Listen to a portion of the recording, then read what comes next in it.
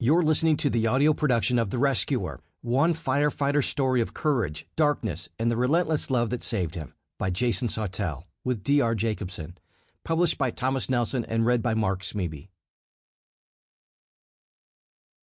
This book is dedicated to anyone who is lost, hurt, and lonely. I want you to know that the hope I found is there for you, too. Author's note. I was privileged to serve the city of Oakland for nearly 2 decades as a first responder.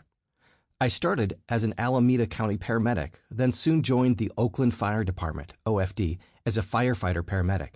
I worked in every district and firehouse across the city with hundreds of men and women who became my brothers and sisters, but I considered West Oakland my home district.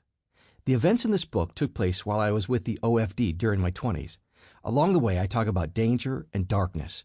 I talk about real fires that burned real victims, real emergencies that took real lives, and I struggle with that because my story overlaps with other people's pain, with people who maybe don't want strangers reading about their kid or parent in harm's way, or even dying. I get that.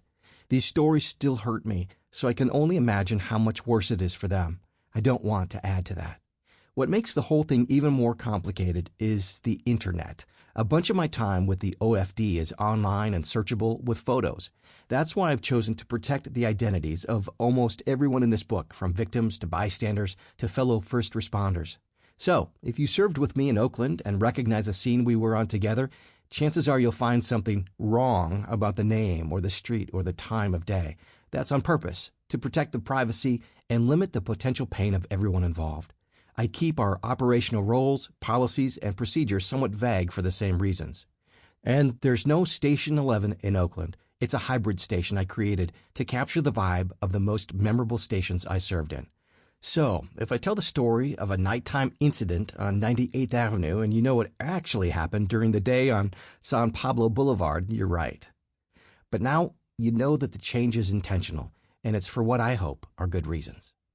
Jason. Chapter 1. A Bridge to Evil. When a structure is on fire, you can see the danger and plan a way to fight it. As the fire spreads from a pile of dirty rags to a wall, then from the wall to the roof, you can gauge how much time you have before the whole building goes up in flames.